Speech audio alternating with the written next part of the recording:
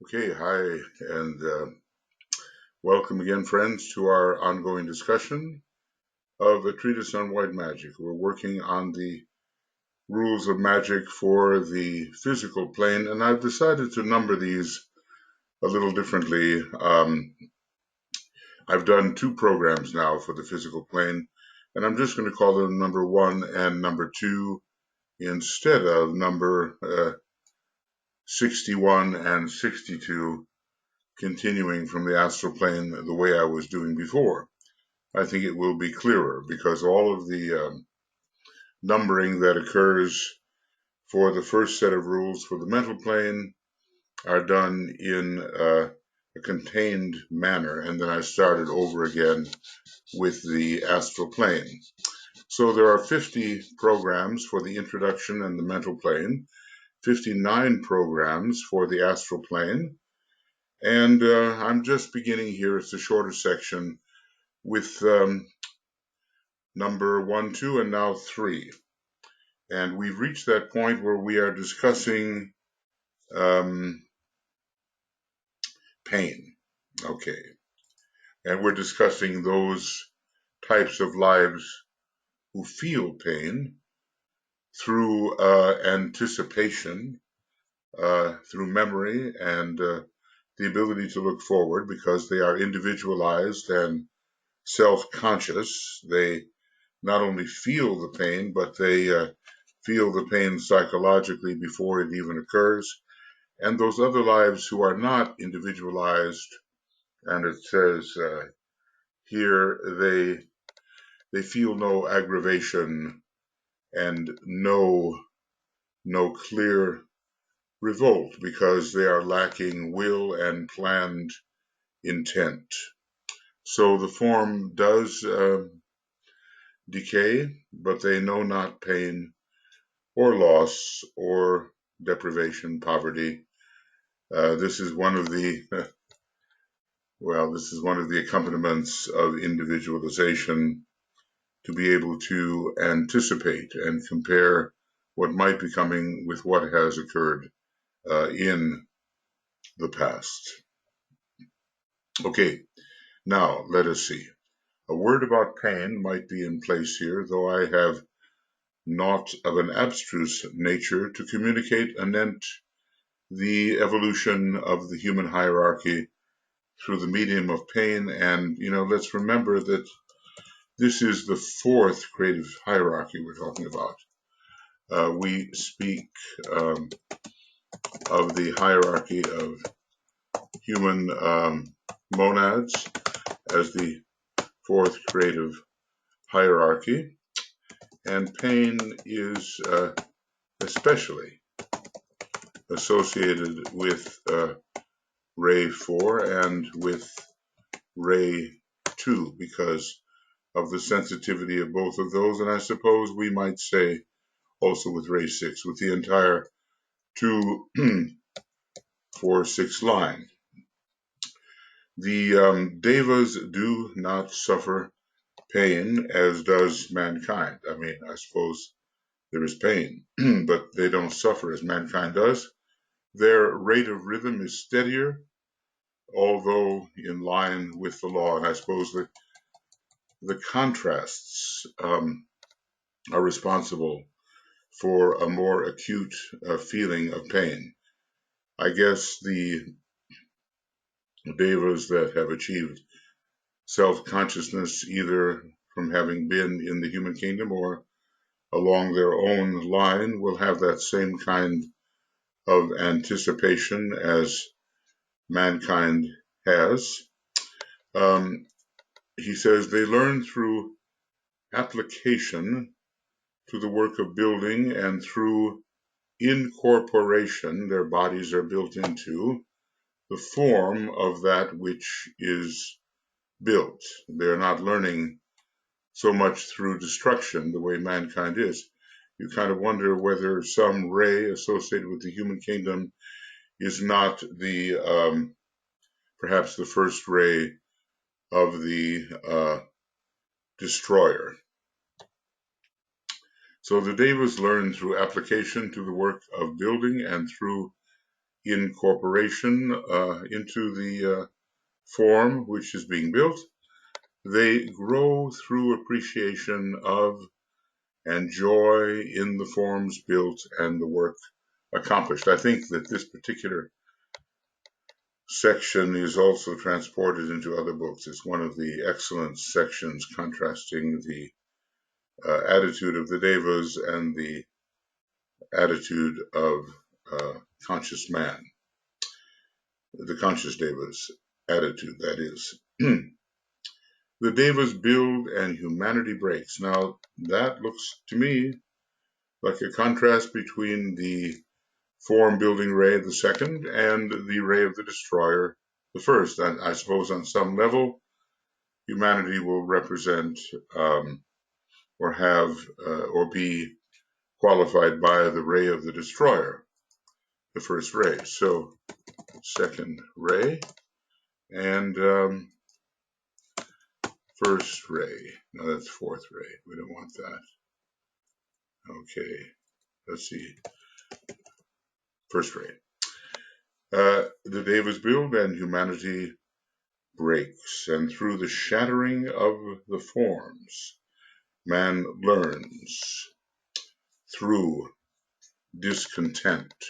The content of what man is can never be contained in any real finite form. Man is an infinite being, so is everything, essentially at root infinite, and well, at least even if we discount infinitude, we can say that man realizes his much grander scope than that which is contained within the form he must at this time perforce use. Always better and more adequate forms will be built, but still there is a discontent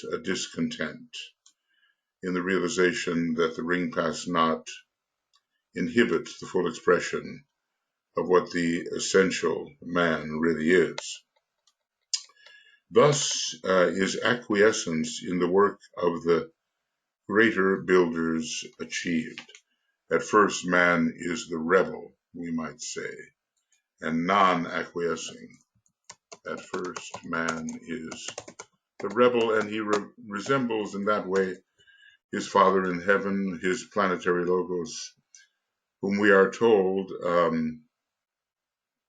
has the psychology of the rebel. Pain is that upward struggle through matter,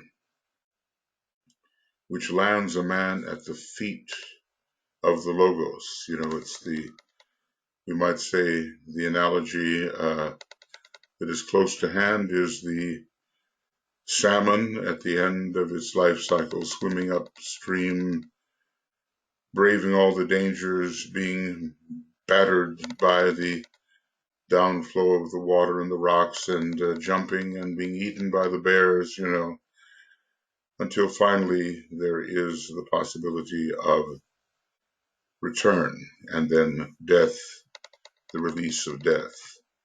Pain is that upward struggle through matter, which lands a man at the feet of the logos.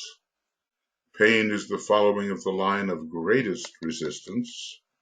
This is, again, sounding like the first ray component in the fourth creative hierarchy, and thereby reaching the summit of the mountain.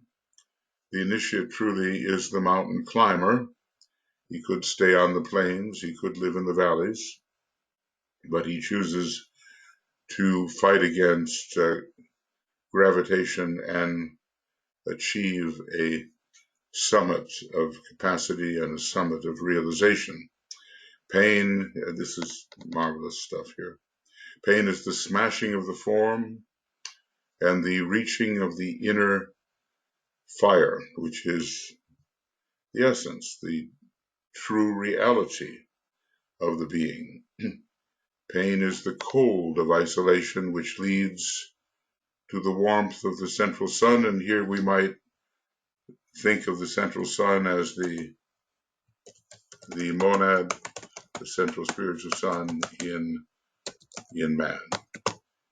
Pain is the burning in the furnace in order finally to know the coolness of the waters of life, the passing through many burning grounds, we can say is a painful process.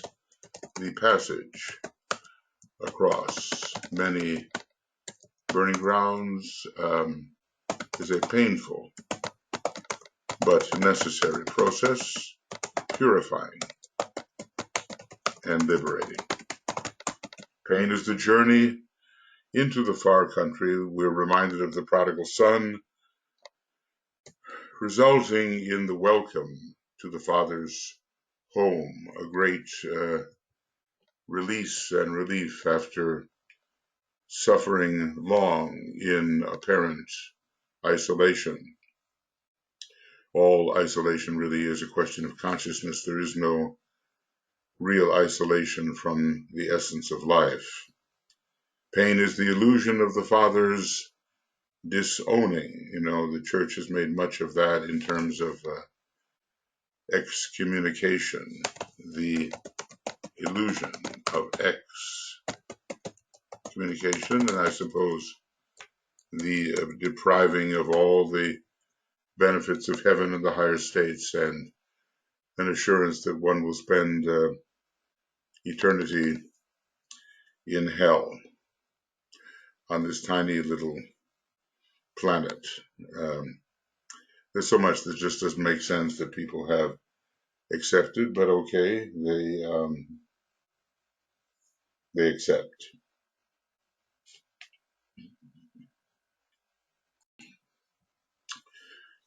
So the illusion of the Father's disowning, and there is one factor which seems to be universal in the human psyche, and that is the desire not to be cut off, because there's an inherent knowledge that that from which one appears to be cut off is one's self or one's other selves. There's a dramatic lessening of one's scope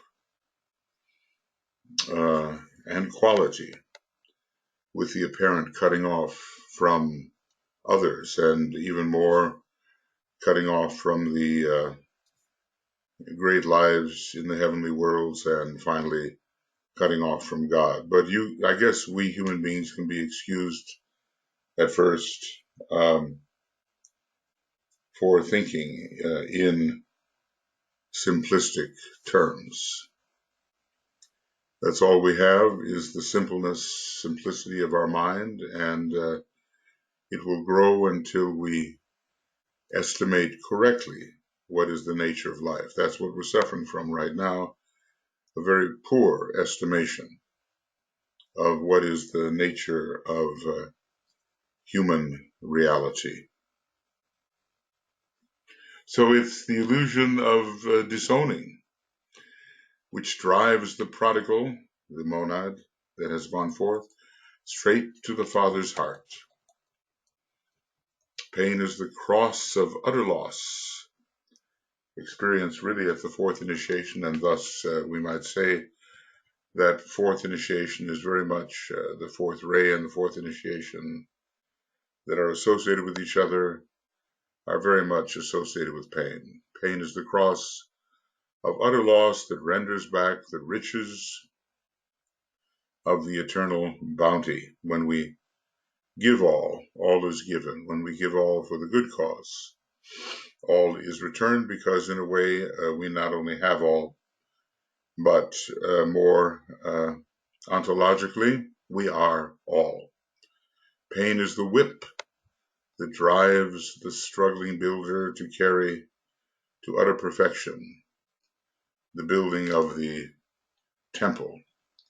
It's as if to say, oh, that stone does not go here, or that stone is not ready, it's not clean, it's not polished enough, it's not shaped correctly.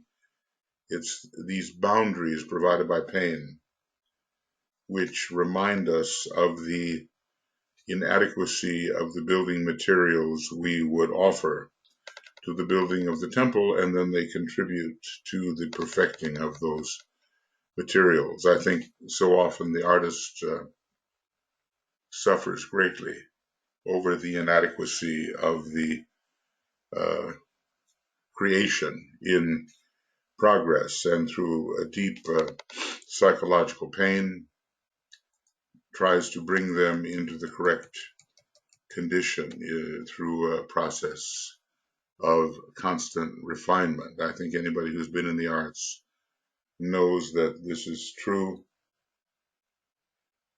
I am remembering, my own work in the opera and in the music field, and one would suffer agonies if the production was not fitting, not correct, not beautiful. So the discipline of beauty is very great, and we're told that in the fourth ray ashram, a very extreme form of discipline is applied, I suppose, relating to whether the product created is truly beautiful and maybe true and good along with that, as those three must go together in the art of the future, which will be more the occult art. With the problem of limitation is closely linked that of liberation. We have been discussing the way limitation is a part of the creative process and necessary, but basically, in a way, antithetical to the nature of the spirit, which is an infinite nature. The infinite deity, that is what we essentially are, even though we seem to be extremely finite. But remove the veils upon our self-perception and remove our preoccupation with the various rings past naught, which constitute our form, and we begin to realize that our expanse, our scope, is far more than we ever thought, and finally we will discover, along with the universal logos, that scope is not contained, it's boundless, it is infinite. Into the prison house of form enter all that live. Form is a selection of a certain, we might say, quantity of the infinite possibilities, but form, except for the form of the absolutely infinite, post-pralaic in nature, is not infinite. So into the prison house of reduced perception or form, reduced self-perception, I'm calling form reduced self-perception. We can have a discussion about that. Reduced self-perception. Into the prison house of form enter all that live. Some enter consciously and some unconsciously, and this we call birth, appearance, incarnation, manifestation. Well, we've been doing this for a long time as a human being, for millions of years. There's probably no human being on the planet, except maybe for very rare incarnations from other planets for specific purposes, that has not been doing this process of birth, appearance, incarnation, manifestation for millions of years. Even if you came from the moon chain, it's still millions of years. If you came from the earlier solar system, it's certainly millions of years.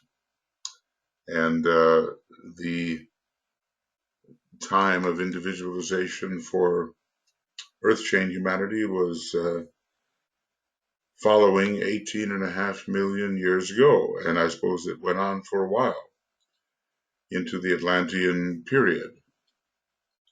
So millions of years of this process, all forgotten, I suppose, because we have drunk too deeply of the of Lethe, the river of forgetfulness, coming into form, coming into birth. And I suppose that is a very good thing, because otherwise we wouldn't be able to handle what is set before us if we were burdened by constant recollections of all the multitude of encounters that had gone on before. Immediately there sweeps into activity another law, or the working out of an active principle, which we call the law of cycles. And when we talk about all knowledge garnered on the third subplane of the atomic plane, we must include very much the science of cycles. This is the principle of periodic appearance, a beneficent operation of the lower wisdom of innate divinity. For it produces that sequence of the states of consciousness which we term time.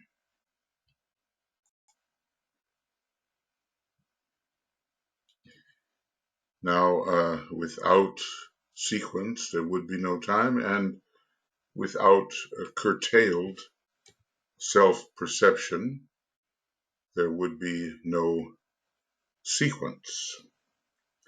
And that is a choice of the self-observing becomer.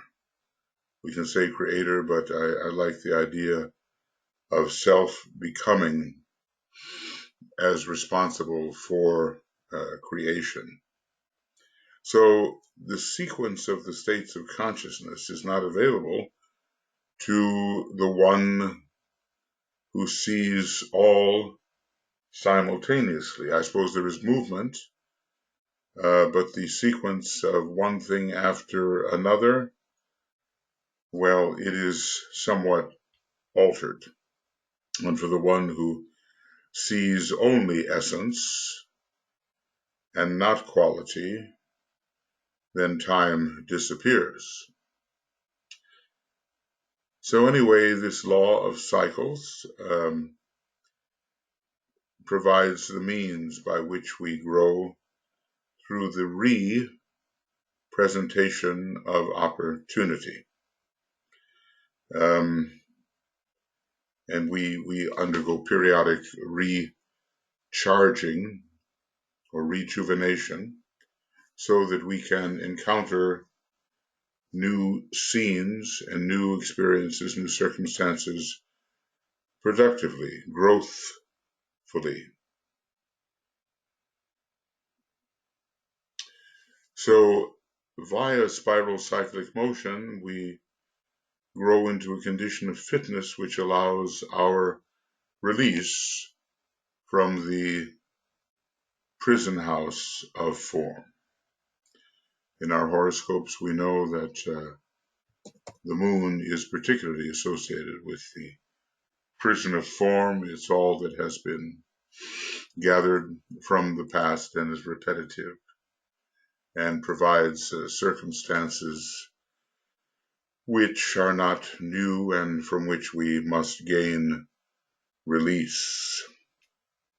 Anyway, this produces, therefore, in the world field of awareness, a gradual and slow growth towards self-expression, self-appreciation, because we don't really know what we are entirely by any means, given our limited consciousness, and self-realization,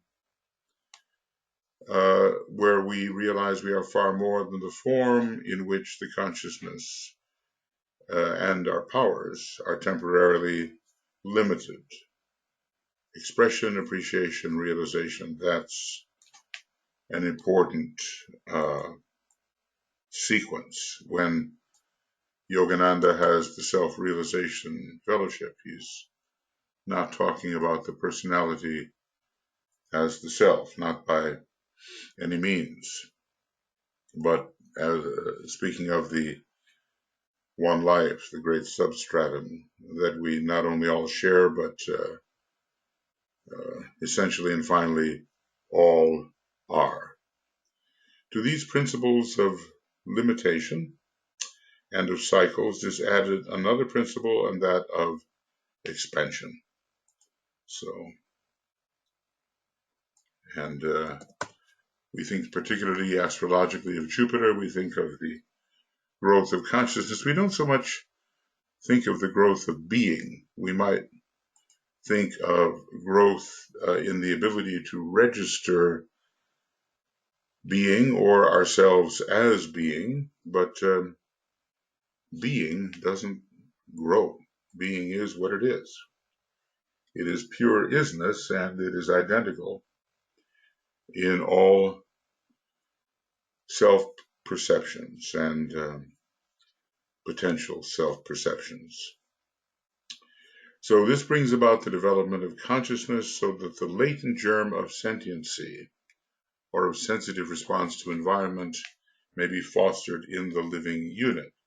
A simple way of saying this is our consciousness is constantly expanding and deepening.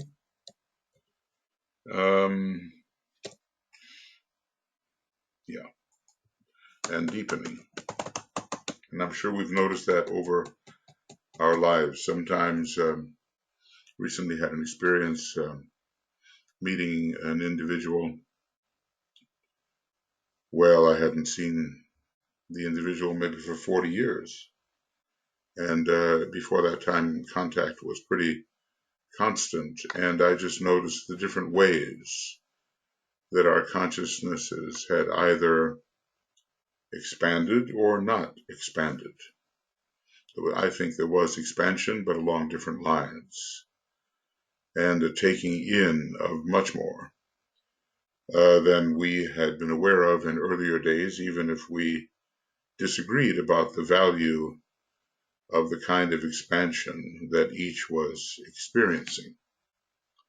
So there are three principles here, and they are involved in all the creative process for those entering form. This is the key. And all lives will enter that prison house of form. Necessarily, this is the mode of growth.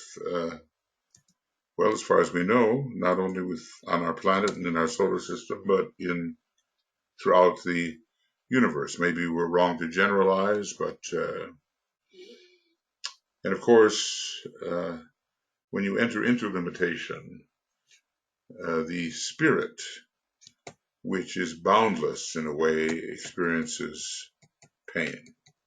So here are the three principles: limitation, periodic manifestation, and expansion.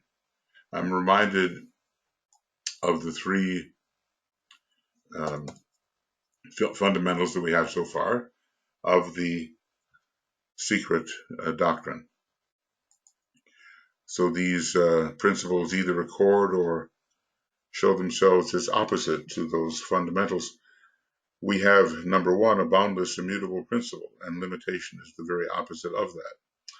We have, number two, the law of periodicity, and this principle of periodic manifestation is in accord with this law of periodicity. We have then the identity of every soul with the oversoul. And I suppose we can say that as a consciousness, we expand into the consciousness of the oversoul, which consciousness we have and are more essentially before we committed ourselves via the principle of limitation to a sphere of far more limited consciousness. So essentially, we are the oversoul, at least in the universe, and because there is a time when there is no universe, which means, I suppose, that there is no limited self-objectivity, as in the post-prolaic period. There are times when no universe exists, but the being, the great absolute deity, and then finally the absoluteness, they do exist, though no universe per se exists, all universes being inherent possibilities within the absolute deity. Can we think so big? Do we dare think in such an enlarged manner? Does it seem fanciful or even a little bit crazy to think of the self in that way? But I suppose by quieting the outer apparatus and allowing it to fade from sight, other things come into our range of vision and of identification, those other things being far more expansive, and we do identify with them. I mean, if somebody says, I am the light of the world, what has happened to the normal identification with the, as it's sometimes called, the skin-encapsulated ego? What has happened? There's been a huge disidentification with limitation and a great expansion of identification into light. I am the love of the world. I am the will of the world. All those things. I am the isness, the being of the world. I am isness wherever it exists, and it exists everywhere.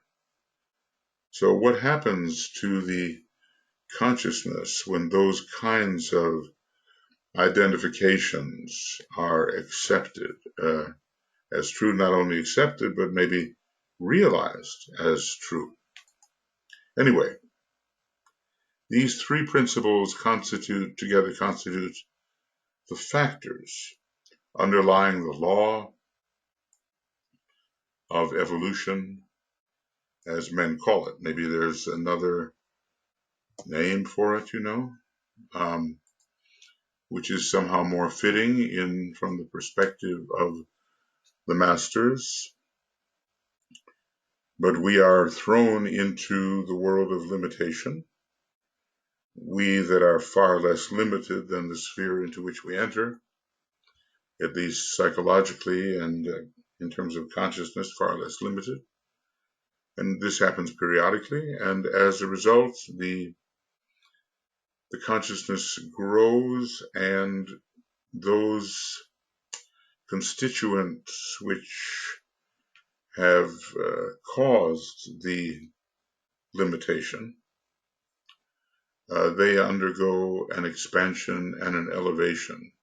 I mean, without certain of the tiny lives, the lesser lives, the unconscious lives, the lives of the lesser kingdoms, there would be no limitation. But those aggregations are worked upon by the internally expanding consciousness, and these aggregations are vitalized in new ways, and their consciousness is increased, and within form our consciousness is increased until we return to the realization that higher states of consciousness have always been ours. So these three, limitation, periodic manifestation, and expansion, all of them, they are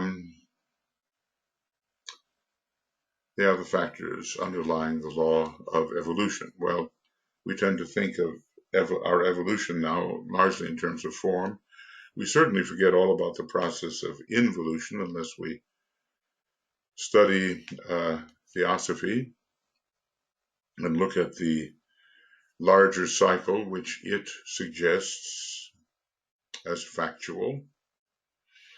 And eventually we begin to realize that the form itself can only evolve to a certain point in any one round. and we begin to look for the evolution of consciousness. When we study comparative anatomy, let us say in the schools, as part of the biological or medical curriculum, we're looking at the form.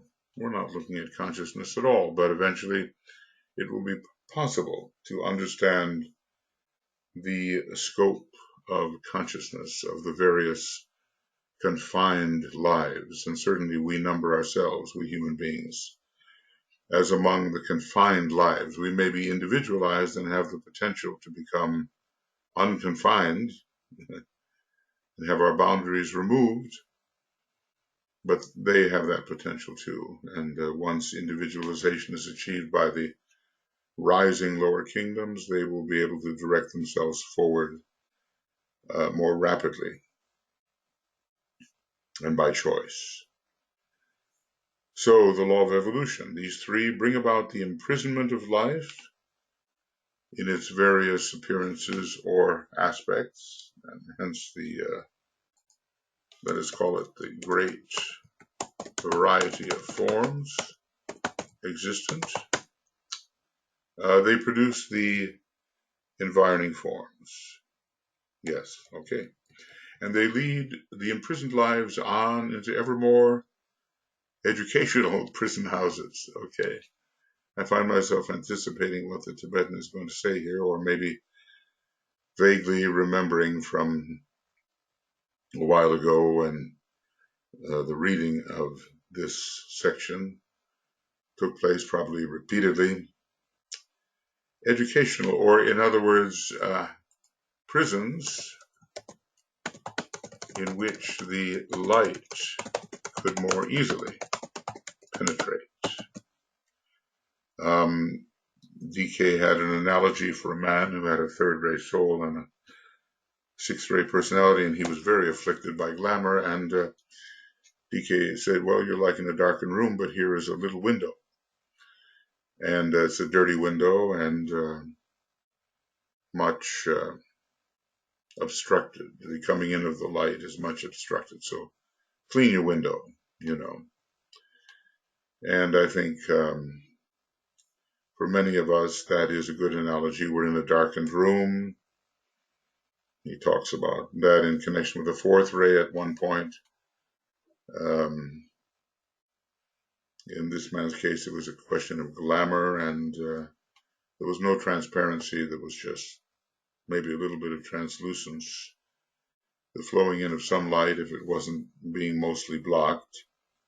But as we clean our window, we can, the light comes in and we find ourselves much more aware of what's outside our darkened room. Maybe our darkened room becomes a light. Maybe we can look outside the window. Maybe we can even find the door and open it and step out into a world that we hardly expected.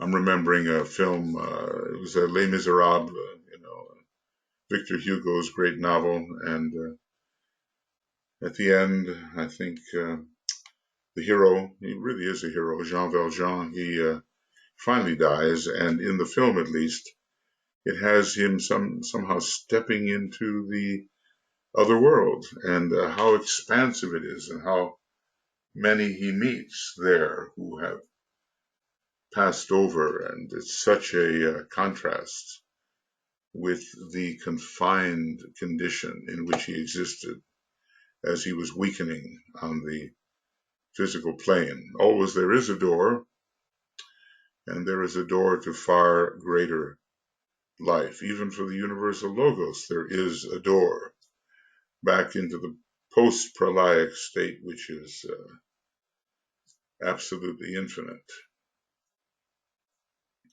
Finally, the time arrives when the principle of liberation becomes active. Notice how time is required in this psychological setup of partial self-perception.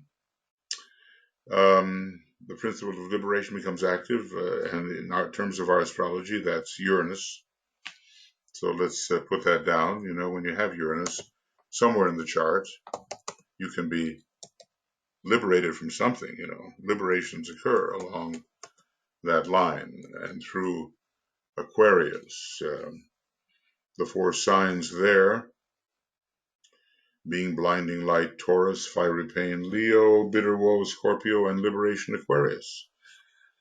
And Uranus as a lesser deity compared to the Lord of the constellation Aquarius contributes to that liberation. So many of the aberrations found in connection with Uranus are really motivated by the desire to break through boundaries and be liberated. So finally, the time arrives when the principle of liberation becomes active,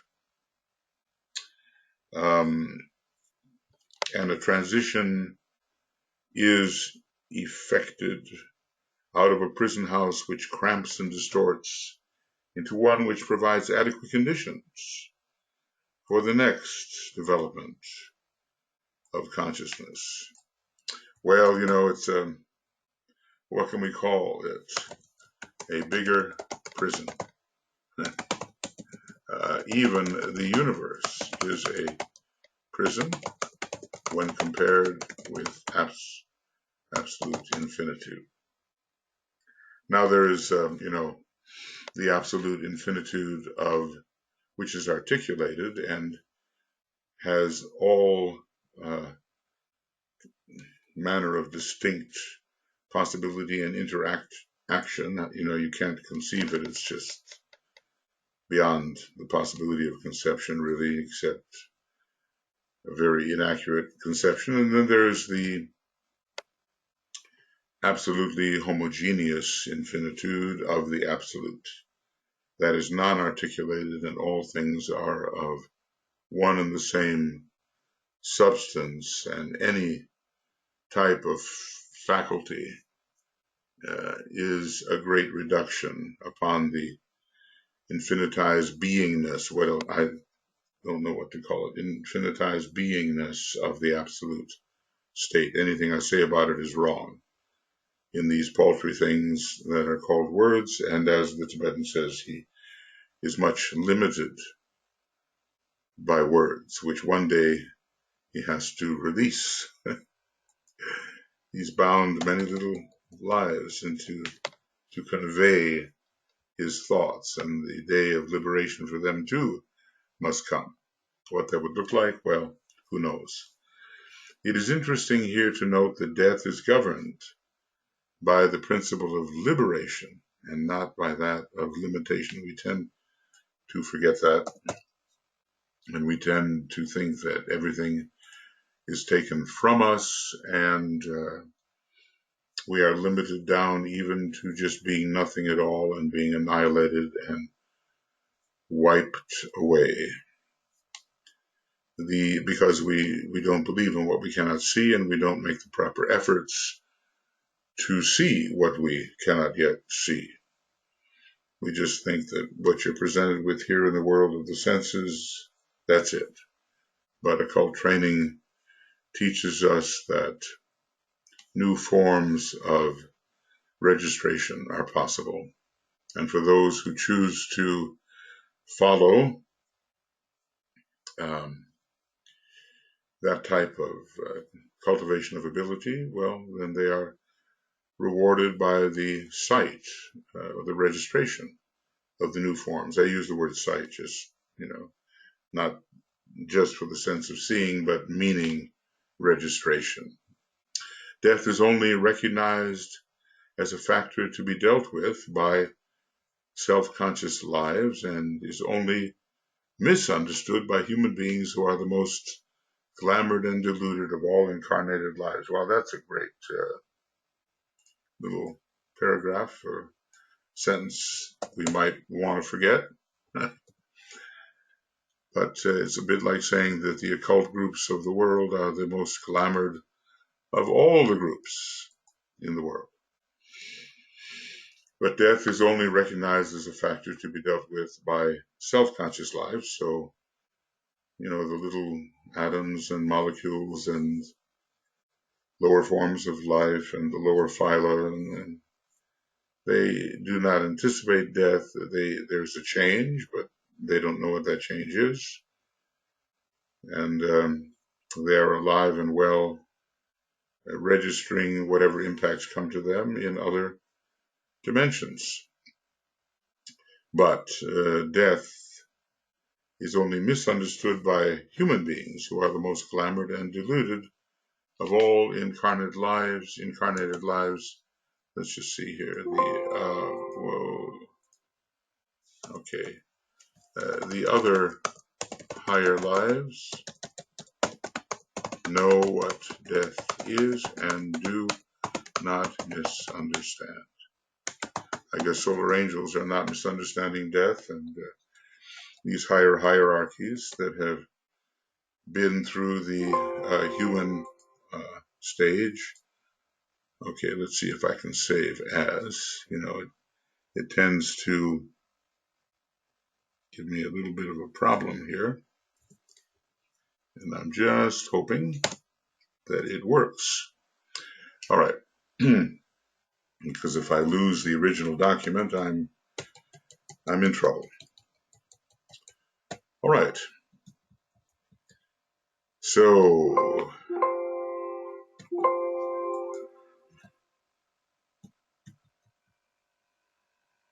I guess the main point here is that death, do we think so?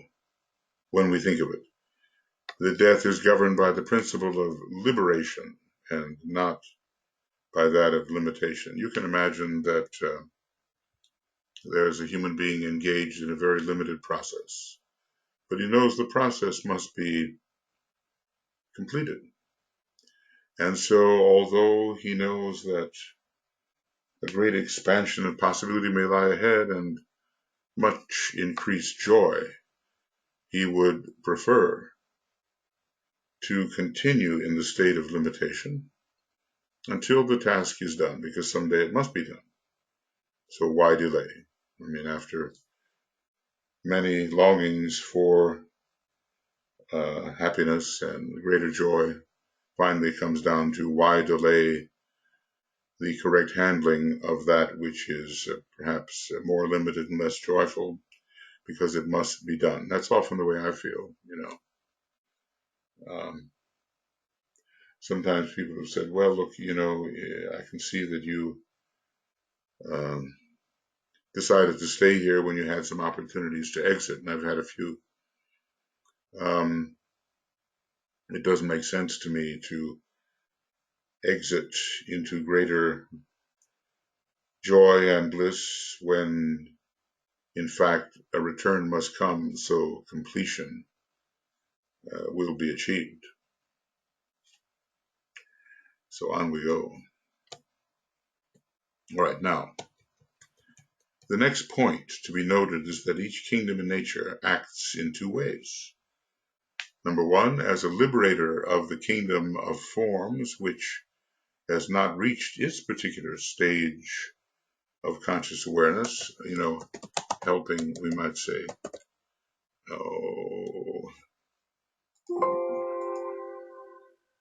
okay, now I've got a little problem here.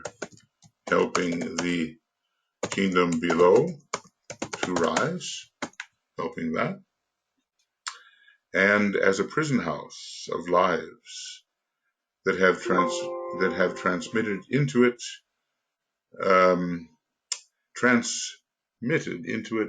from the level of consciousness next beneath it, transmitted into it. That's interesting. Okay.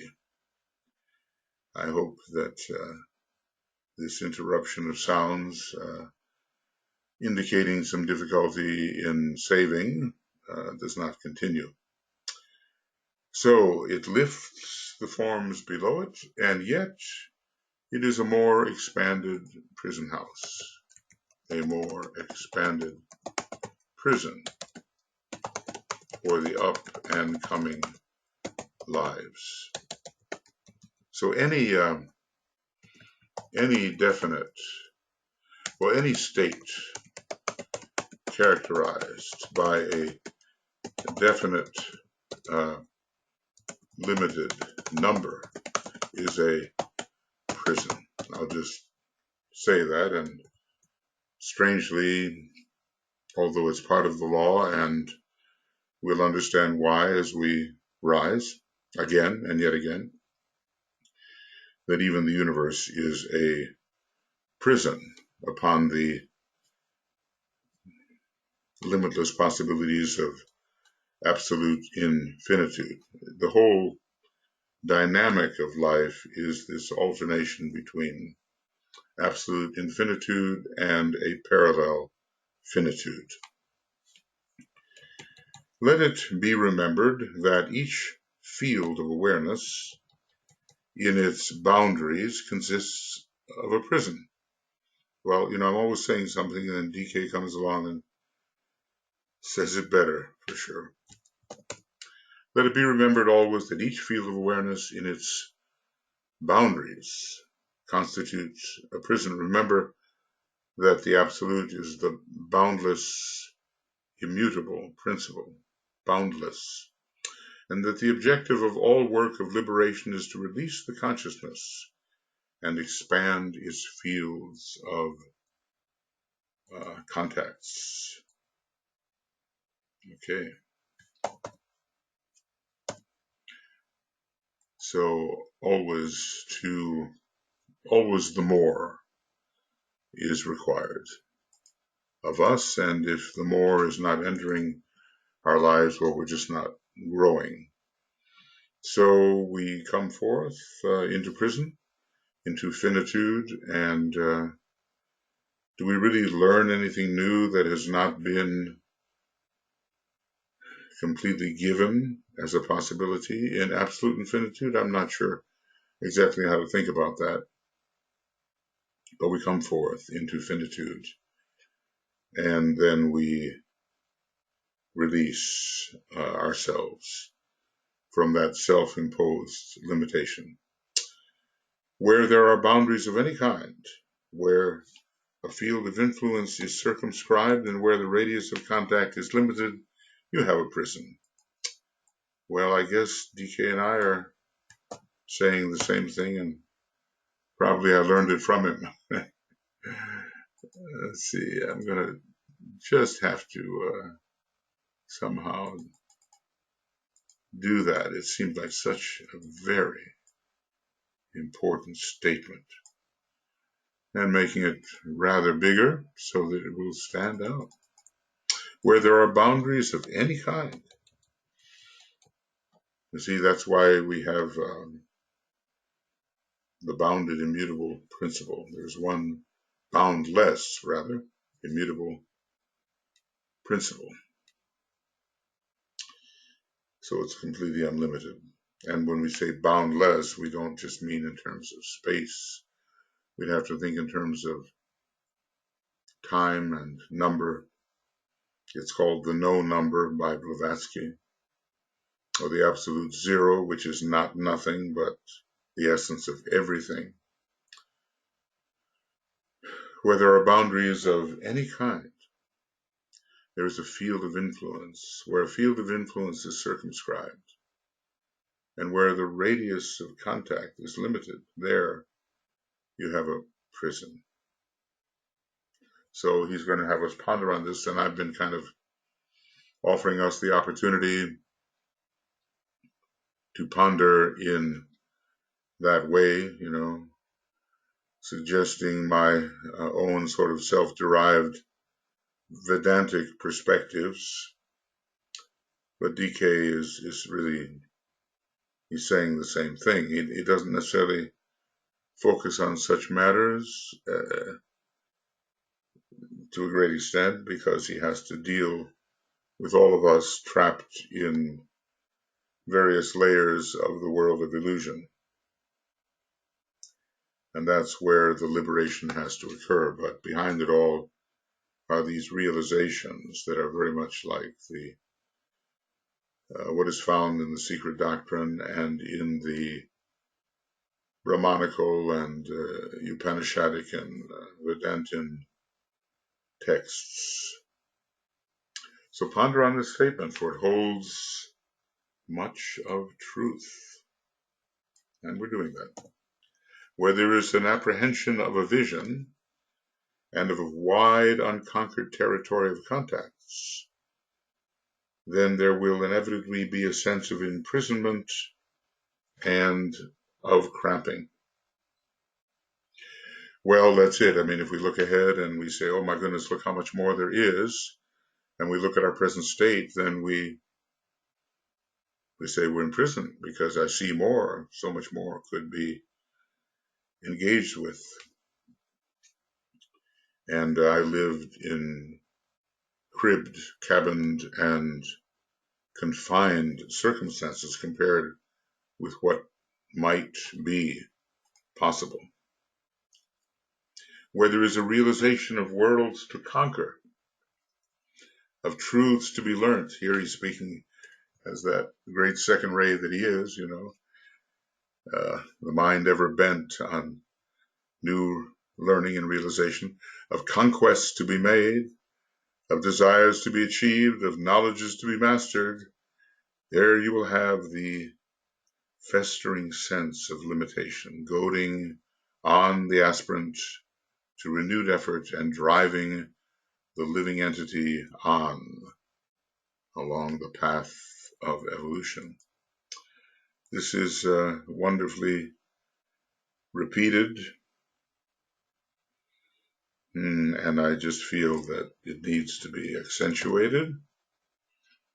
So, you can have a very expansive area in which you live, relatively, compared with less expansive areas. But when you look ahead at all of these possibilities, worlds to conquer, truths to be learnt, conquests to be made, desires to be achieved, knowledges to be mastered, as you're going through the various of the seven rays, there you will have this festering, rotting, this diseased, uncomfortable sense of limitation, which, to relieve it, goads the aspirant to renewed effort and drives the living entity on along the path of evolution. So for a while, we reach the top of a mountain and we look around, look below, and feel an exaltation at being above so many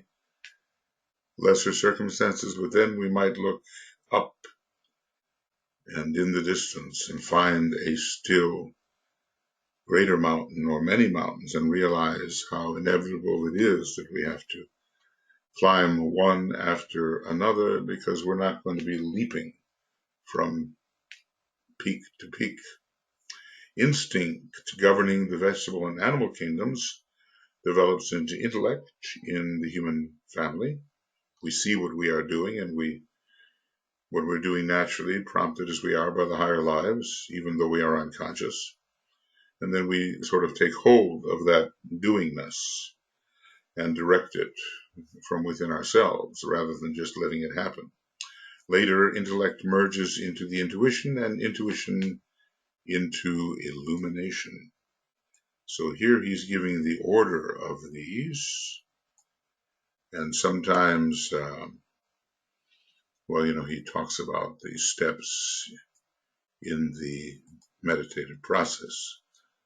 Leo, concentration; Virgo, meditation; Libra, contemplation; Scorpio, illumination; Sagittarius, inspiration; and Capricorn, initiation. It's not exactly the same sequence, but you get the idea. And maybe this illumination is, by comparison, on the atomic plane compared to the intuition of the Buddhic plane. When the superhuman consciousness is evoked, these two, intuition, Atma Buddhi maybe, or Buddhi Atma, intuition and illumination take the place of instinct and intelligence. Now, what I'm going to do is say that, okay, 1, 2, 3, this is the end of hour 1, and program number 3, and rule 12.3. And we're going to, he's trying to talk to us about liberation here. And I think I'm reaching the point where I could reset my chronometer, which ran into difficulty some time ago, and perhaps record timing more accurately. So that's what I'll do. We're going to get into this discussion of what illumination is. It's such a word that is applied to graded states, just the way samadhi is applied to graded states, ever higher degrees of samadhi, or enlightenment, the enlightenment of the third degree initiate undergoing the transfiguration is not the same as the enlightenment of a Buddha who was having a cosmic touch of the cosmic mental plane. So I'll be right back, and we'll go on into hour number 2. Okay, so here we are, going on in program number 3, dealing with rules for magic on the physical plane. And we have talked about the various states through which a man may pass from instinct to intellect, and thence to intuition, and thence to illumination. I think from intellect, Alice Bailey's book. What is that book? From intellect to intuition? Something like that. I'm just finding myself a little bit nonplussed here. And, I see what the problem is. Right, I'm going to, from instinct to intuition, what is the name of the book?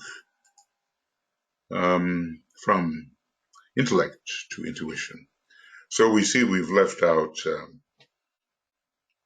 instinct, which precedes intellect, and at least in this listing, we've left out the illumination, and I suppose initiation confers various degrees of illumination. So, illumination, what does it lead to? Straight to the summit of achievement, to the fulfillment of cyclic destiny. To the fulfillment of cyclic destiny. To the emergence of the radiant glory, to wisdom, power, and God consciousness, which is, we might call it oneness consciousness. Under Gemini, it talks about the service of my brother, and then finally serving of the one, which is realized, and service of the whole. So under the disciple and initiate in esoteric astrology, page 332, we have here for the disciple and initiate, I serve the one, coming in under Gemini, and the whole is seen as one. See, the one self, always the wholeness coming in under the kind of consciousness which the disciple and even more the initiate displays. Yeah, well, we want to have a consciousness of oneness, homogeneous oneness, and also a consciousness of articulated oneness, all of the many, many things that perception reveals, seen within the one and as the one. So that's what illumination leads to. And they're all degrees, as I said before, there are all degrees of illumination.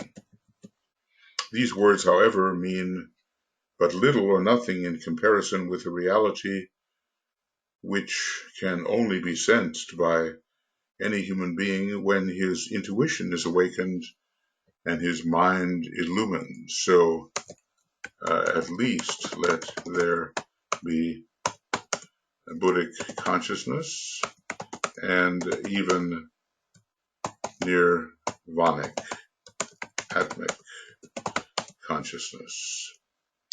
Interesting that the atmic plane is called the nirvanic plane, and everybody struggles so hard to reach the state of nirvana as if it is a conclusion, but we learn, in the Evans Wentz books that nirvana is but the beginning of the endless way. Is it endless? And then the universe is not endless, but given the fact that universes never began and always were alternating with non-universes, which is hard to grasp, we are on the endless way. So, grasping these facts anent imprisonment, how, to be practical, can a man become a releasing agent for the prisoners of the planet? So, obviously, we must understand what imprisonment really is. And he is instructing us. We cannot be liberated from our prison unless we know we are actually in a prison. Well, I suppose maybe the prison can burn down or the waters can smash it or the winds carry it away or whatever, but I'm talking about a conscious liberation from the imprisoned state. And if any of us wakes up and looks at this marvelous world and says, yes, it's beautiful, and it is a prison, the attitude will be different. I mean, on the subtle planes, if you hear the Gandharvas or the sirens singing, you may want to stop and be entranced by the beauty and give up the quest for liberation because you are so magnetized by the song. But if we realize, wait a second, this is an alluring, entrapping, imprisoning, however beautiful song, what do we do about that? What do we do about that? And then we learn how to free ourselves through detachment. And that is not easy because there's so much that one has to give up, which is attractive.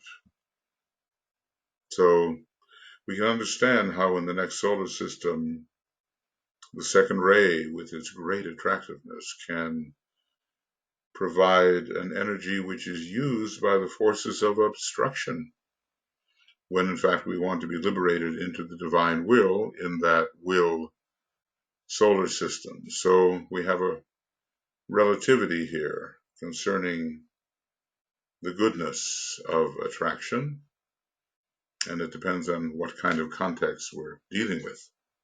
What can humanity as a whole achieve along this line, and what can the individual do? These are very practical questions. How really do we, as intended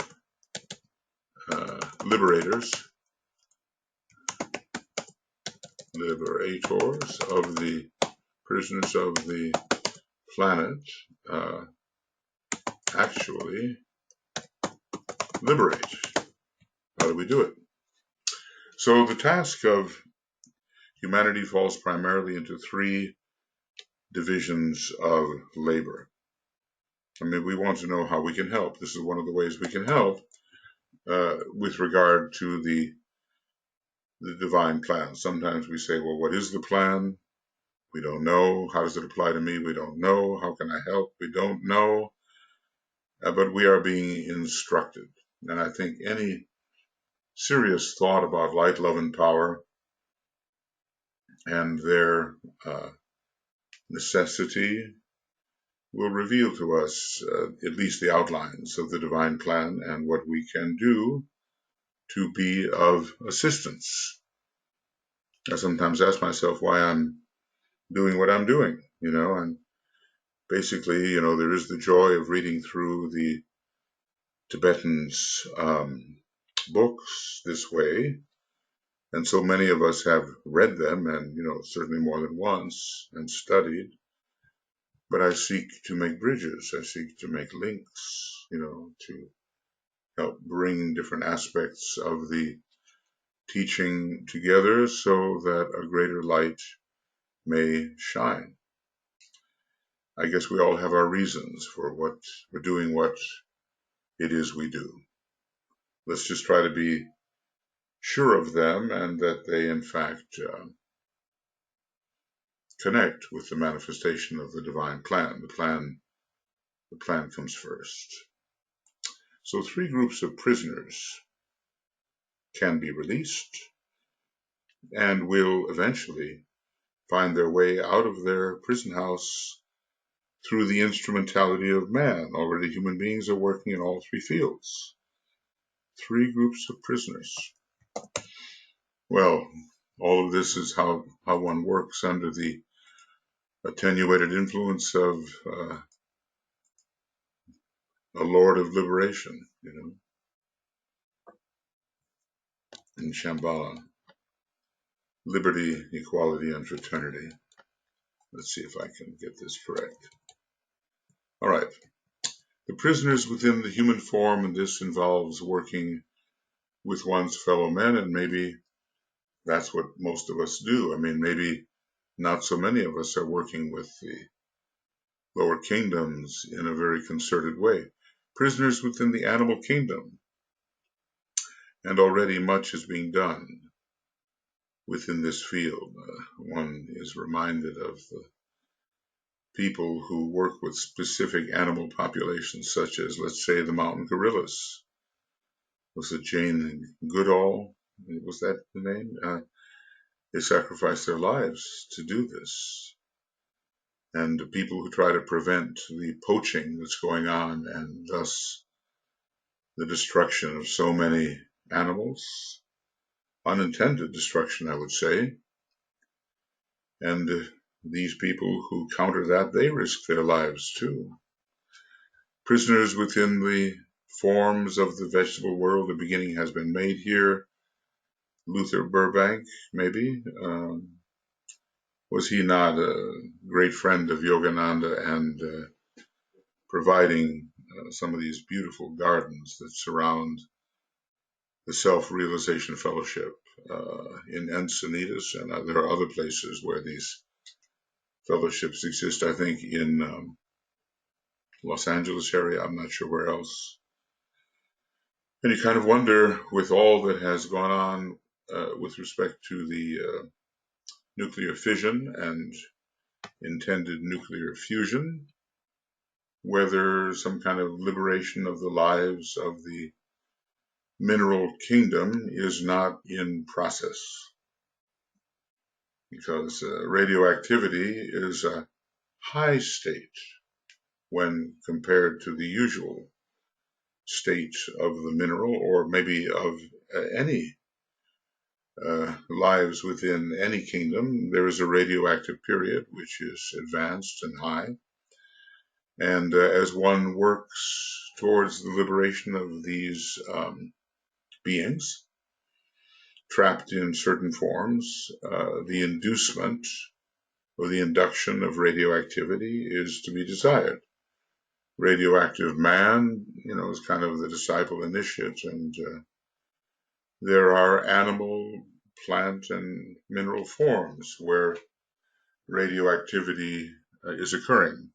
It's just that we think only in terms of the mineral kingdom when we think of a word like radioactivity, but the Tibetan books instruct us on the different possible forms of radioactivity. So man, working with one's fellow men, this is probably the most widespread form of helping release the prisoners. It's been said that the proper study of mankind is man, and I don't think the majority of us has the ability to work scientifically, really productively with liberating the members of the animal, vegetable, and mineral kingdom. Maybe next in line, because closer to us in this process of liberation come the animals and those who work with them. We see a lot of work with animal training and increasing animal intelligence and all that kind of thing.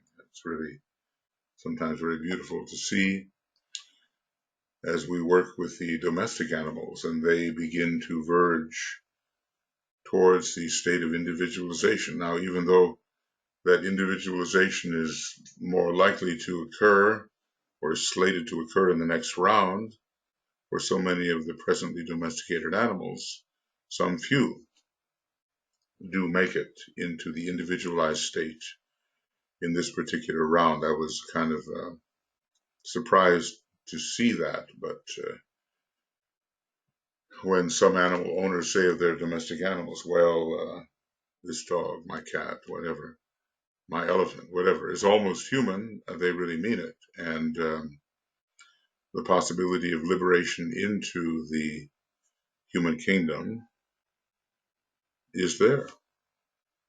All right, much work is being accomplished by man for men, and through the agency of scientific, religious, and educational endeavor, the human consciousness is steadily expanding until one by one the sons of God are breaking through their limitations into the world of souls. So this is the, okay, that was a jump. So this is a change of kingdoms. Our goal as human beings, especially those who have had quite a bit of experience, our goal is to become members of the kingdom of souls of the fifth kingdom of nature. And this is certainly open to many at this point. So breaking through limitations, and it's almost like a relationship between Uranus and Saturn. Let's just say radioactivity is that which can be used to break through Saturnian limitation. So it's Uranus over Saturn. And it's interesting what happens when the two of them are found together in conjunction. It's quite a battle between limitation and breaking through. But at least, well, this is not so much about astrology, but if the breakthrough occurs, then it can be put into proper form rapidly with Uranus present. So science is educating many. The religious approach, the same. General education is providing a greater light and expanding the awareness. There's just so many more things we touch and which impact us at the close of our educational process, if it ever ends really, than when we first entered. Think of what you knew in the first grade and what you knew when you graduated from college.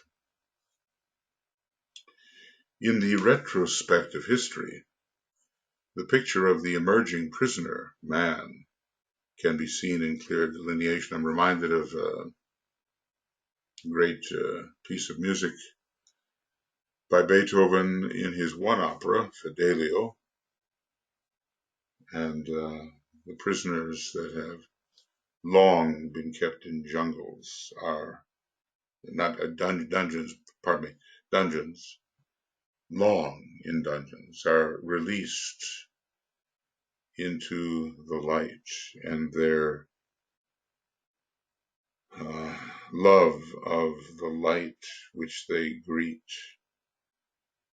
uh, is presented in a very beautiful piece of choral music, and it's just so full of reverence for the light of which they have been long deprived.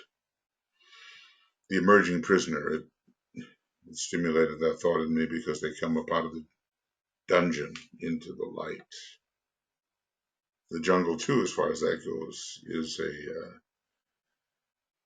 is not necessarily a state of clarity, but a state of great danger, and one can emerge from the jungle and see the great plains and wider scope for freedom. In the retrospective history, the picture of the emerging prisoner man can be seen in clear delineation. I suppose there are retrogressive periods, and there are periods when greater light has shone than at present. But gradually, the trend is ever upward. You know, if we have this sort of sine wave, it's an ascending sine wave. It doesn't just stay on the same level. So there may be these dips compared to a peak, but overall the process is one of ascension. Little by little, he has mastered the planetary boundaries. I mean, we're flying now. We have rockets, maybe that also took place in Atlantean times, but here we are again, mastering the boundaries. Before there were boats, every great body of water was a boundary. And the air was certainly a boundary before we could lift off through aviation. At least in our day and age, those periods around the beginning of the 20th century helped us conquer the air. So the natural boundaries no longer contained man. Little by little, he has grown from the stage of caveman to that of a Shakespeare and Newton, a Leonardo da Vinci and Einstein, a Saint Francis of Assisi to a Christ and a Buddha. Maybe we're saving, the best for last here, the Christ and the Buddha. Cavemen apparently had some kind of art, and more is being discovered. I think when the second petal of the egoic lotus is stimulated, some form of artistic creativity is possible. But we get the idea. We were animal man, and we didn't have much intelligence. And even in the days of Atlantis, a few million years ago, there was not much intelligence, which has increased rapidly. So he's giving us the evolutionary picture here. Our emergence. We've been imprisoned by ignorance, and that's ending. Maybe all those things are imprisonment. Darkness, lovelessness, weakness in terms of the will. All of that suggests imprisonment. The capacity of man to achieve in any field of human expression seems practically unlimited. And if the past few thousand years have seen such a stupendous growth, what shall we see in the next 5,000 years. So he is looking ahead into the age of Aquarius, which will certainly be an age of many marvels scientifically achieved. And, well, the hidden energies will simply be noted and emerge into usefulness. If prehistoric man, little more than an animal, has grown into the genius, the unfoldment of the fifth petal, doesn't happen before that. What unfoldment is not possible as more and more of innate divinity makes its presence felt? The Superman is with us, not the Superman in the false Aryan sense promoted by Germany in the Second World War, but the one who can truly achieve on the Buddhic and atomic planes and beyond. So this is all this suggests a great hope for humanity.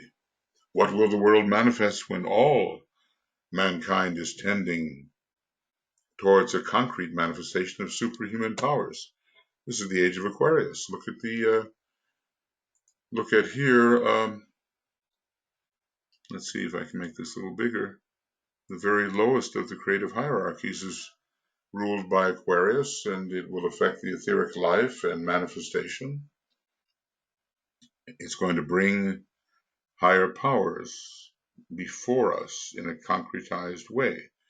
The concrete mind, so important in manifestation, will grow, but so will the ability to receive from the world of meaning, the soul, and from the world of intuition within the spiritual triad. And so our concretions will carry those higher energies, which right now we can only perhaps suppose as existent. Man's consciousness is being released in varying directions and dimensions, and there's so many of these dimensions. Each new state of vibration, each new and intensified point of tension reveals a higher dimension, a still higher dimension.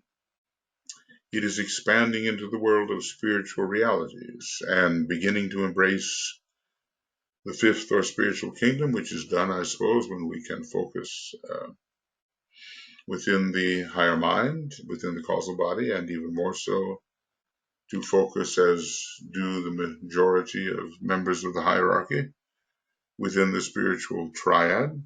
I guess maybe they all do. So this consciousness that we have is no longer so confined, so limited. It's touching spiritual realities and making it possible for more and more human beings to enter the spiritual kingdom, the kingdom of souls, the fifth kingdom. It is interpenetrating through scientific research the world of superhuman endeavor. I mean, we're told France will reveal scientifically the nature of the soul. That will take us in a scientific manner to the higher mental plane, and there are worlds beyond that, and minute atomic structures beyond that. He tells us the shape even of the Buddhic atoms, the atoms found on the Buddhic plane, kind of a figure eight, interestingly enough. So it is interpenetrating man's consciousness through scientific research. Now we have, before this time, when this was written, there were no attempts to discover the subatomic particles. Now we're into particle physics and identifying of many events which might be called etheric. So it is interpenetrating through scientific research the world of superhuman endeavor and investigating the many aspects of the form of God. There is that beautiful thing about the law of repulse, where the garment of God is the subject and the focus becomes a directedness towards the one who wears the garment, the one behind the garment, God itself, rather than simply the emanative garment. So we're investigating already, and that was back then, 90 years ago maybe, the many aspects of the form of God and of the forms that constitute, with a capital F, the larger form. I think in the Bhagavad Gita, Krishna was shown, or rather, Arjuna was shown by Krishna, the great unity of the form of God and all the many, many forms which inhered in the one form. See, where is that wonderful section?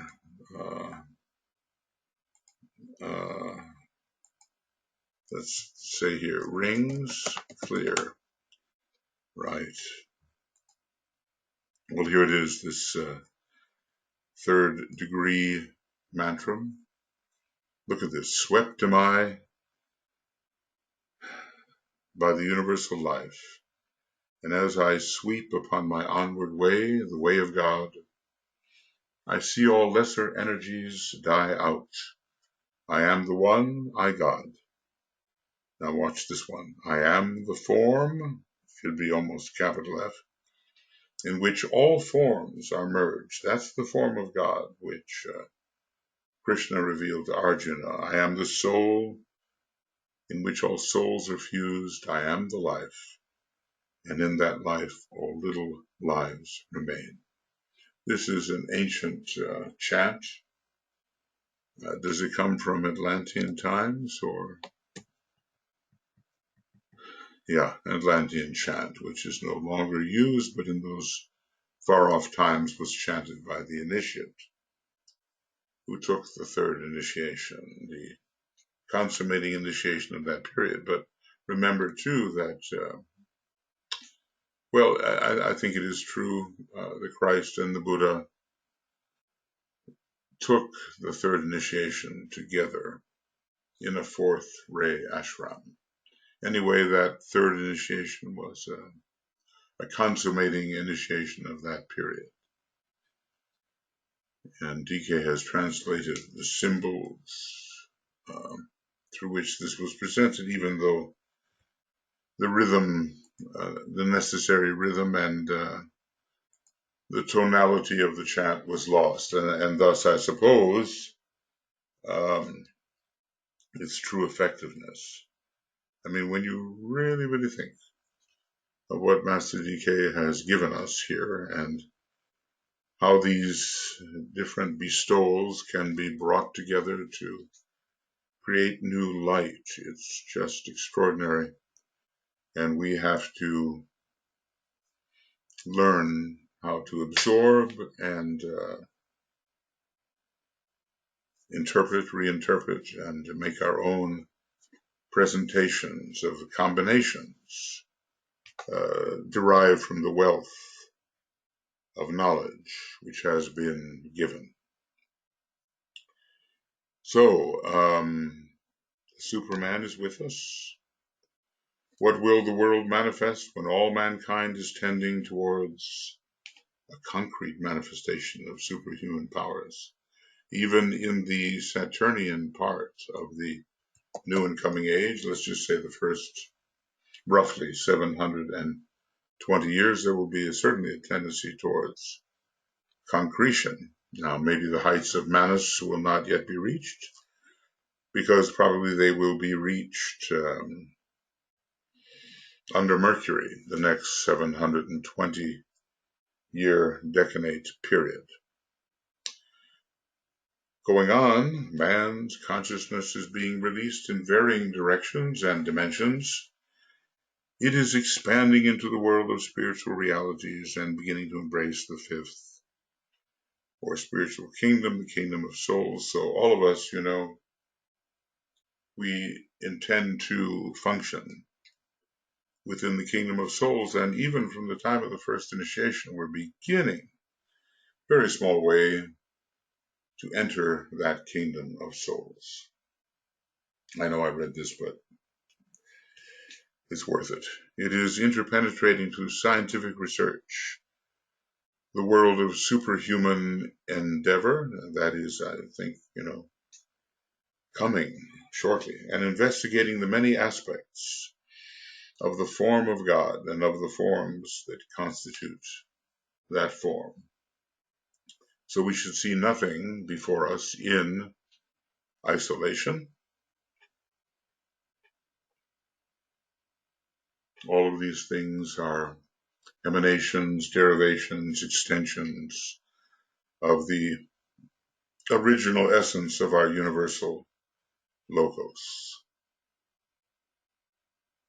In touching upon the work of humanity, see, that's what we're doing. We're saying, what kind of release is coming, what prisoners of the planet are being released, and what role does humanity have in that release, and touching upon the work of humanity in releasing the units of which it is constructed, and in releasing the prisoners in the vegetable and animal kingdom. I want to point out two things, both of profound importance. So, I guess the question arising here is, are we liberators? Are we liberators? First, in order to release the prisoners of the planet that come under the title of subhuman, man has to work under the influence of the intuition. When working to release his fellow men, he has to know the meaning of illumination. And the way the lists are given here, illumination follows the intuition. But it's interesting, even in the very concrete work related to the subhuman kingdoms, intuition is required.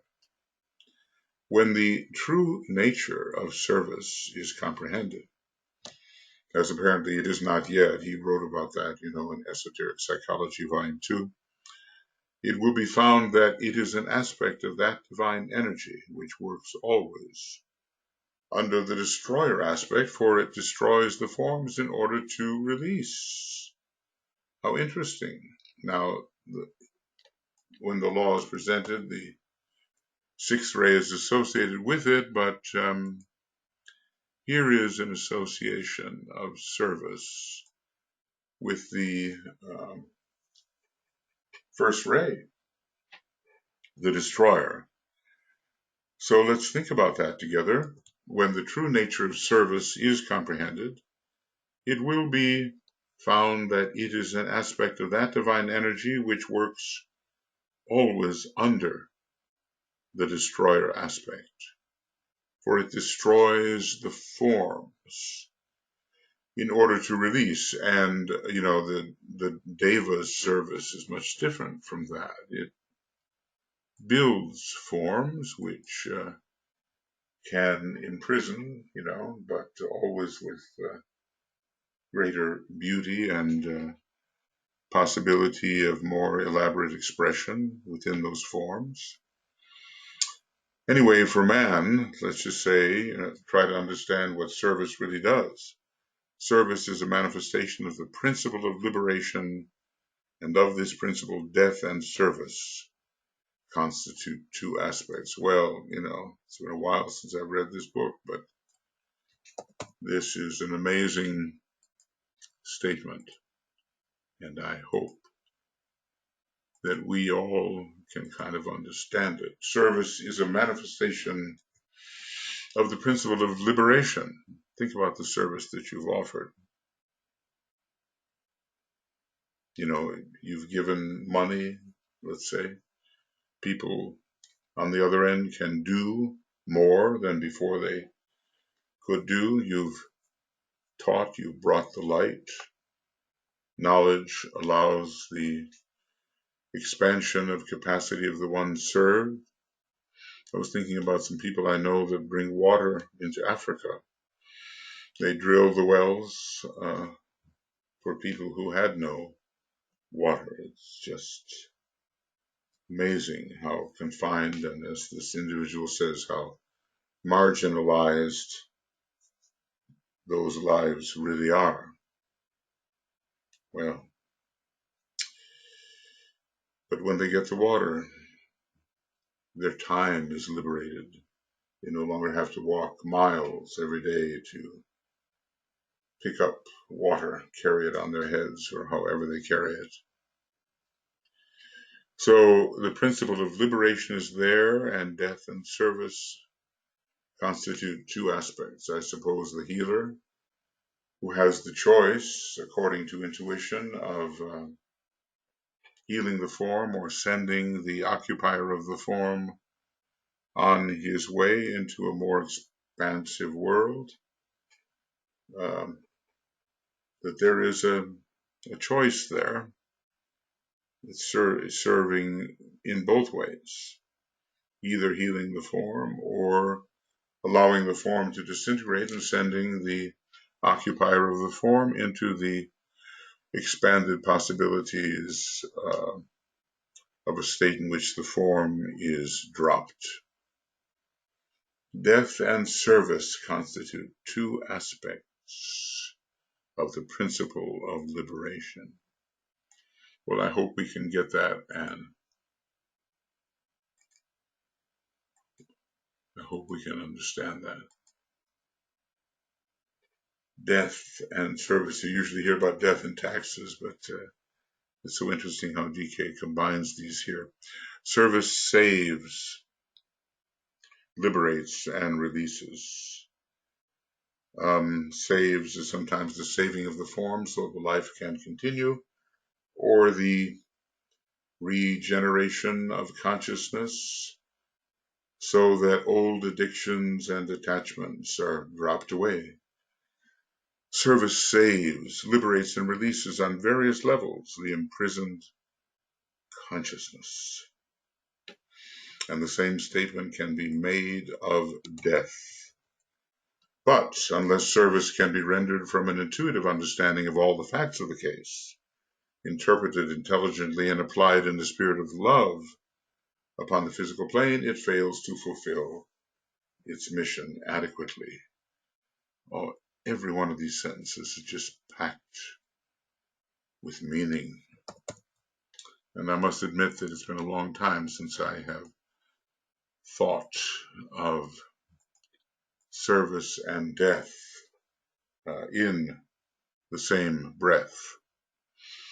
Service saves, liberates, and releases. Think about how you intend to serve and how you do serve.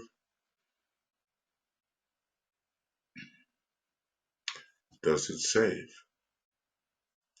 Does it liberate? Does it release? Is the imprisoned consciousness less imprisoned after you have fulfilled your gesture of service? And of course, the same statement can be made of death, that it saves, liberates, releases the imprisoned consciousness. I guess service, well, not exclusively, but it oftentimes tends to keep the consciousness within form and improves the quality of relationship between the consciousness and the form, and also improves the kind of environment in which the consciousness functions. If you're, let's say, taken out of the slum with no possibilities of education, and you are then taken to another place where education is now a possibility, well, that is, you're still within the form, but the form, the circumstances surrounding the form have been so greatly improved that the imprisoned consciousness experiences much less of a prison. I was Oh, it's very touching. This man, his name is Armand. He's a Finnish man. He's not really Finnish. He's from one of the Arab countries, but he must have been born and raised here. His Finnish is spoken perfectly, and he has a great heart and a great adventurous spirit. And he goes to all of these places in the world, all the different cultures and societies. And lately, it looks like he was in a slum in Haiti, and the disadvantages there are so staggering, that it's just pain, hurtful to watch and see what these people don't have.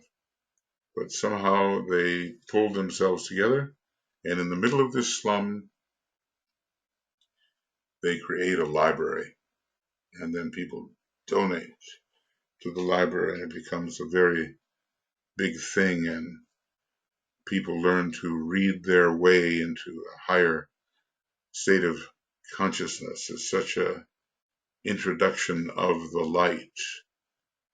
I must say, I so much admire what this man does as he travels from place to place, appreciating the different cultures as they are. And so many of them are wanting. But he manages to see the good and point out the good and make it available to us so that we can see what the animated spirit of humanity can do, even under very, very adverse circumstances. Maybe, at some point we've all lived under such straitened circumstances. Here in the West now, we've graduated maybe a little, beyond that. We've suffered much and lifted ourselves and are now pursuing other things, but there are so many members of humanity, maybe to a great extent Earth humanity, who are still suffering greatly in conditions of imprisonment. And service is not taking them out of incarnation in this case, but it certainly is saving their consciousness, liberating their consciousness, releasing them from life circumstances which are unbearable. And naturally, understanding will grow. And one realizes that, they have to do it to a great extent on their own. It's one of the requirements. And when we actually get into the process of self-liberation and release, we're not just dependent upon others. Now, once we begin to do that, others can come in and help, but it's important that we mobilize our resources so that the improvements that occur are undertaken by ourselves as much as may be possible. And thus it is with esotericism. The masters could hand us the formulas, but we have to work our way there into a state of worthiness to receive these formulas. We have to do everything we can do up until the 11th hour, as it were. And then what we cannot do, sometimes the bridge is given. Let's just say Leadbeater did a lot of good with his psychic abilities, but it was Master KH finally who taught him really how to cultivate these and how to use them. So we take ourselves as far as we can go.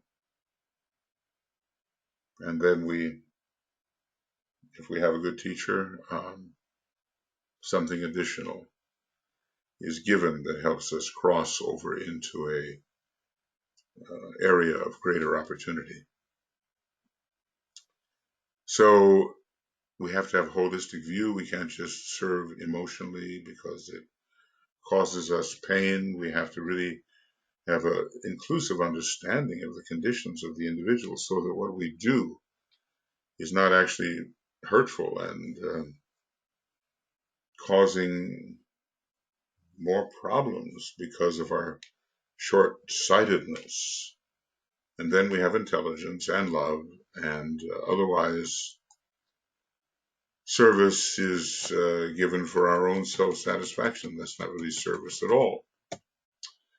Now, when the factor of spiritual illumination enters into that service, you have those transcendent lights which have illumined the way of humanity and have acted like searchlights thrown out into the great ocean of consciousness, revealing to man the path he can and must go. And, well, think about the Tibetan as a master, writing letters to those he had known before, let us say, in different circumstances, and somehow providing a way forward for them. He is an illumined master, and he is a transcendent light.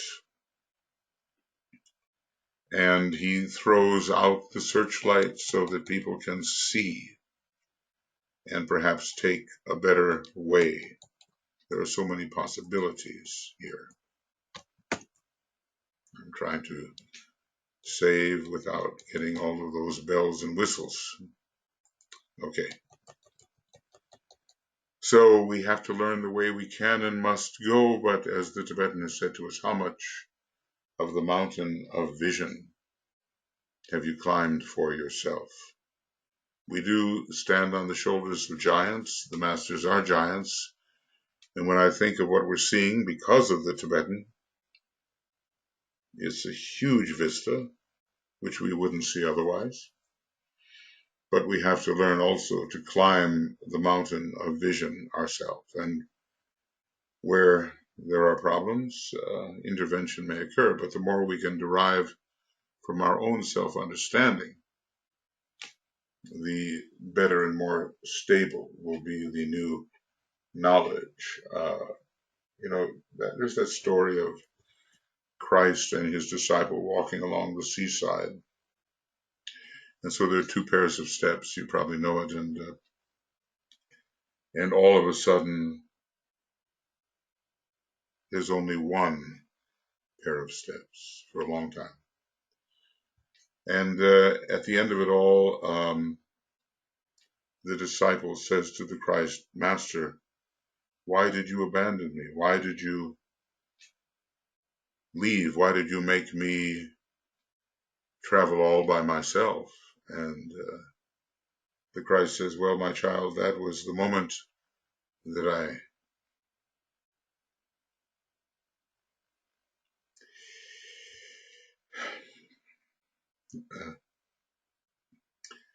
I picked you up and carried you because you were so much in need. So we misinterpret. The masters are ready when our need is great, but we must prove ourselves. We don't want to become dependents. Master Moria tells us that to give all is to put on chains. So it's such a delicate balance. How much do you let your student work out for himself or herself according to his or her own capabilities, and how much do you simply give? And so you give where necessary, but you hope that there will be a cultivation of powers from within the individual himself. It says here, I would like to point out another thing. I have given no specific rules for releasing the prisoners of the planet. I have made no classification of the prisoners, of the prisons and their prisoners, nor of the methods of work, nor of techniques of release. Well, he seems to have, already given quite a bit. He's telling us who these prisoners are. I urge only, get this straight, upon each and all who read these instructions, the necessity for renewed effort to fit themselves for service by a conscious and deliberate effort to develop the intuition and to achieve illumination. I mean, how do we know how to serve unless we can see the need? And it is intuition and illumination that reveal the need, the true need. It's not a guessing game. You see, every human being who reaches the goal of light and wisdom automatically has a field of influence which extends both up and down, and which reaches both inward to the source of light and outward into the fields of darkness. You see in the glamour meditation, this is exactly so. You stand with your hands outstretched and you reach into the secret place, but you bring it down into the subtle world of glamour. So there are fields of darkness, and when we are intuitive and illumined, those fields are obvious to us, and our ability to help within those fields greatly increases. When he has thus attained, he will become a conscious center of life-giving force, and will be so without effort. We might say our radiation will serve, not the desperate effort to serve. He will stimulate, energize, and vivify to fresh efforts all lives that he contacts, be they his fellow aspirants, or an animal, or a flower. Think of that. Even in our relationship to an animal or a flower, we will stimulate new possibilities. Well, certainly Master DK is one of those. We haven't seen him working with the vegetable kingdom or mineral or animal kingdom, but we've seen him working with human beings, and he is a conscious center of life-giving force. And when he contacts us by whatever means, or through letters as it was given to do back in the early arcane school days, then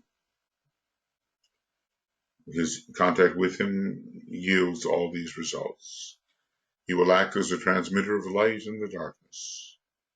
He will dispel the glamour around him and let in the radiance of reality. Now, how beautiful and objective for all of us.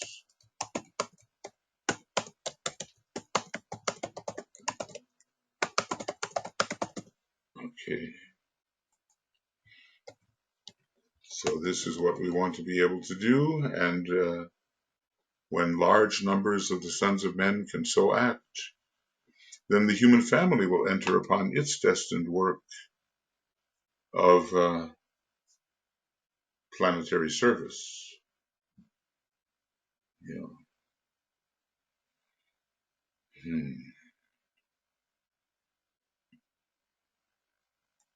Its mission is to act as a bridge, as a bridge. And let's see if my chronometer, oh, there it goes.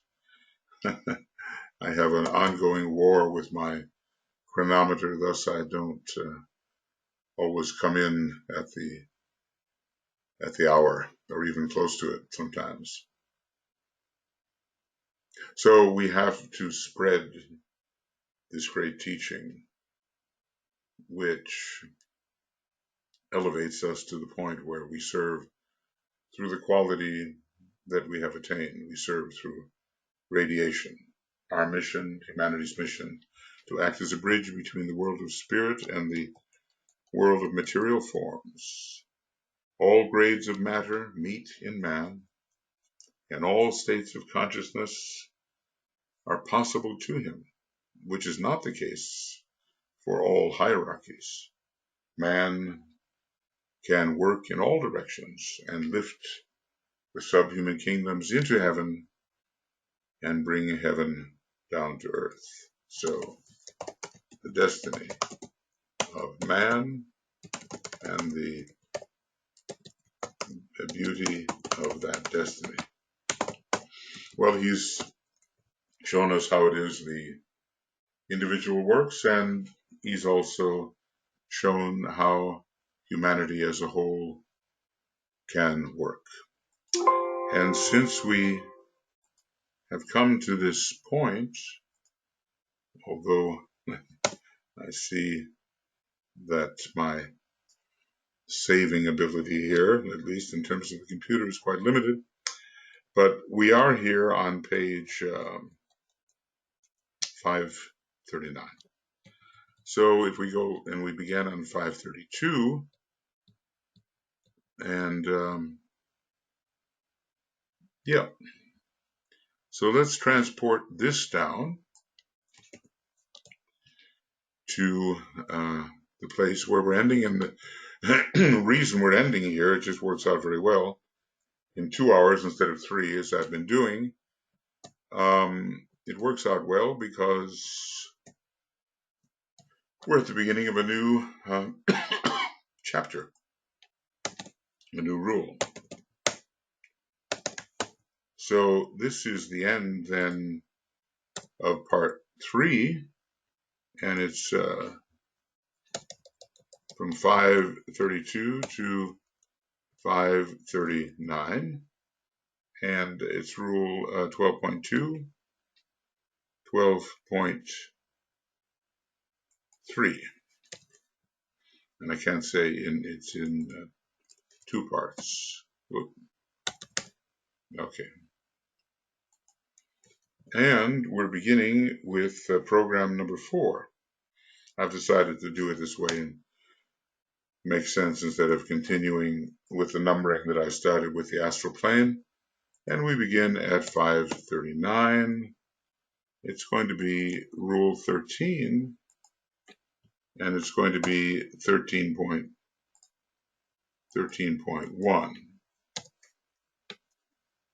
the rules of magic for the physical plane.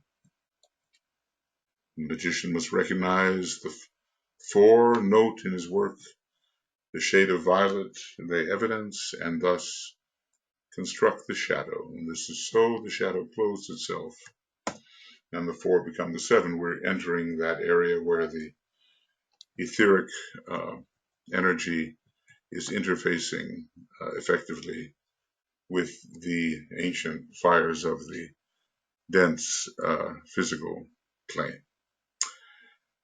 Well, there's so much to study, isn't there, friends? So much to incorporate, so much to understand and relate, and to see within wholeness rather than as separate items of knowledge. Separate items of knowledge are okay, but they should all be interrelated, and the wholeness of their context should be revealed.